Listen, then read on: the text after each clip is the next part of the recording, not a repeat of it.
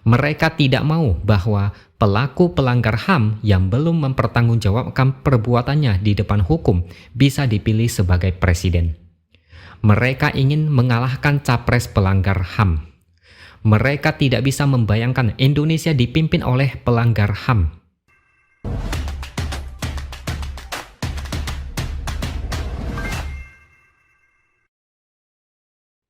Halo, bertemu lagi dengan saya, X Hardy di Opini Seward.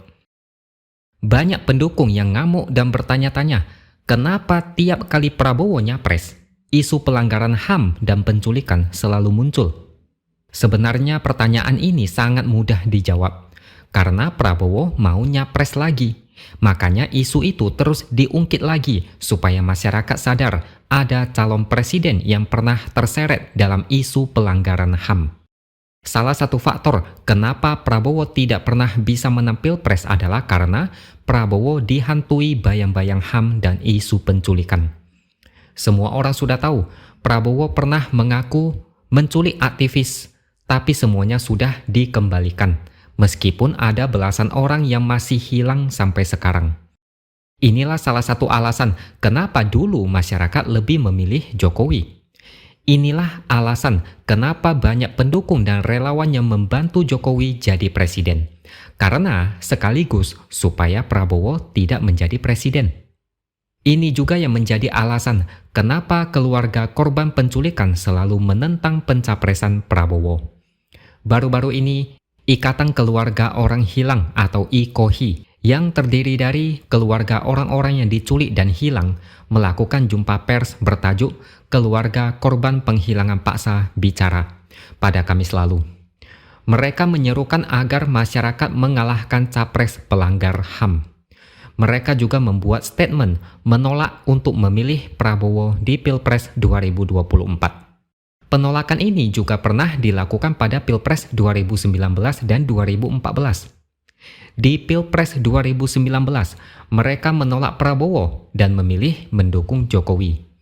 Mereka mengatakan Prabowo diduga kuat sebagai pelaku penghilangan paksa para aktivis pro-demokrasi saat masih aktif menjabat sebagai Komandan Jenderal Kopassus TNI. Salah satu buktinya adalah surat keputusan Dewan Kehormatan Perwira pada tahun 1998 lalu yang berisi pertimbangan yang melatar belakangi rekomendasi pemecatan Prabowo. Mereka tidak mau bahwa pelaku pelanggar HAM yang belum mempertanggungjawabkan perbuatannya di depan hukum bisa dipilih sebagai presiden. Mereka ingin mengalahkan capres pelanggar HAM. Mereka tidak bisa membayangkan Indonesia dipimpin oleh pelanggar HAM. Di Pilpres 2014, mereka juga bersikap sama, yaitu menolak Prabowo sebagai capres sampai Prabowo menyelesaikan semua kasusnya. Bedanya di Pilpres 2024, keluarga korban jauh lebih marah karena ada banyak pembelaan terhadap Prabowo yang sudah keterlaluan. Misalnya ketika Budiman Sujatmiko mengatakan tidak ada bukti secara hukum yang menyebut Prabowo sebagai kriminal. Dia juga mengatakan Prabowo saat itu sedang menjalankan tugas negara. Ditambah lagi, ketika debat perdana, Prabowo menyebut isu pelanggaran HAM adalah isu musiman. Ucapan ini membuat satu keluarga marah, yaitu adik kandung Wiji Tukul. Ucapan Prabowo itu dianggap melecehkan dan menyakiti keluarga korban, dan itu menunjukkan kebengisan yang dipelihara. Kubu Prabowo sangat terganggu dengan isu penghilangan paksa, karena itu adalah utang mereka, dan korban akan terus mengejar dan menagih utang tersebut. Prabowo sampai sekarang tidak bisa menjawab di mana aktivis yang hilang itu. Katanya sudah dipulangkan, tapi kenapa tidak pernah kelihatan fisiknya sampai sekarang? Seandainya mereka tidak diculik, maka tidak akan terjadi penghilangan.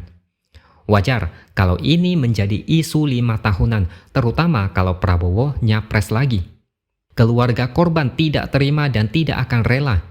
Kita semua bersimpati pada keluarga korban yang sampai saat ini tidak jelas keberadaannya. Mereka akan terus berjuang supaya Prabowo tidak menjadi presiden. Kita juga sebenarnya sedang berjuang supaya Prabowo jangan sampai jadi presiden. Pilpres kali ini lebih parah. Bukan cuma masalah HAM yang disorot, tapi juga masalah etika yang terkait dengan pencalonan Gibran. Gibran lahir dari proses hukum yang cacat secara etika. MK sudah mengatakan ada pelanggaran etik berat. Gibran lolos secara tidak fair, meskipun berlindung di balik putusan MK yang tidak bisa diubah lagi. Bukan cuma itu saja, Prabowo Gibran juga diduga didukung secara besar-besaran dengan melibatkan instrumen negara. Mereka yang mengkritik pemerintah atau Prabowo Gibran kadang mengalami intimidasi. Bukan cuma keluarga korban penculikan yang bertekad mengalahkan Prabowo, tapi saya yakin mayoritas masyarakat juga menolak Prabowo Gibran karena mereka sudah muak dengan drama politik yang berbau nepotisme dan dinasti. Masa kita disuruh memilih calon presiden yang sudah pernah kalah 2 kali? Ini tidak masuk akal. Mau calon pemimpin yang lebih baik dari yang sekarang, ya aneh aja memilih Prabowo yang kalah 2 kali. Tidak mungkin kita memilih calon presiden yang levelnya lebih rendah. Kita semua pasti mau yang lebih baik dari sebelumnya. Misalnya, kepingin bisnis lebih maju, karir yang lebih baik, jabatan lebih tinggi, gaji lebih besar, rumah lebih besar, uang lebih banyak, hidup yang lebih baik. Kita juga berharap negara ini bisa lebih maju dari sekarang, rakyat lebih sejahtera. Tapi sangat tidak masuk akal kalau kita memilih presiden yang lebih buruk dari sebelumnya. Mereka yang mati-matian mendukung Prabowo, mengatakan Prabowo adalah salah satu pemimpin terbaik, bisa membuat negara ini maju dan masa depan cerah. Saya rasa mereka ini perlu diragukan nalarnya.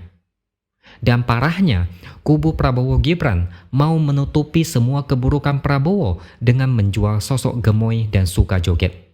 Prabowo penculik? Mana mungkin. Prabowo gemoy gitu, imut dan menggemaskan. Mana mungkin berbuat seperti itu. Prabowo orang yang humoris, suka joget. Mana mungkin bisa berbuat hal yang mengerikan. Begitulah tujuan mereka. Memilih pemimpin kalau hanya berdasarkan gemoy dan pintar joget, negara ini bakal suram. Pemilu dianggap seperti kontes pencarian bakat. Negara ini dibuat seperti mainan dan milik keluarga sendiri. Sehingga suka-suka mereka mau gimana. Ini jangan sampai terjadi. Jangan sampai Prabowo Gibran menang Pilpres meskipun kita tahu mereka bakal mati-matian, mengerahkan semua sumber daya dan nekat melakukan apapun demi menang Pilpres. Kombinasi orang yang dihantui isu pelanggaran HAM dan anak muda yang lolos dengan cara tidak fair adalah duet maut yang bakal membuat negara ini tidak jelas masa depannya. Di Pilpres sebelumnya, yang kita lawan hanya Prabowo. Di Pilpres kali ini, yang kita lawan adalah Prabowo dan satu keluarga yang sedang memikirkan cara melanggengkan kekuasaan. Tidak terbayang kalau sampai mereka berkuasa. Ini mungkin akan menjadi mimpi buruk bagi kita semua. Semoga ini tidak terjadi, tapi tergantung masyarakat pada tanggal 14 Februari nanti. Oke, sampai di sini dulu opini dari saya. Subscribe channel ini supaya makin berkembang dan jangan lupa tuliskan komentar Anda. Terima kasih sudah menonton dan sampai jumpa lagi di lain kesempatan.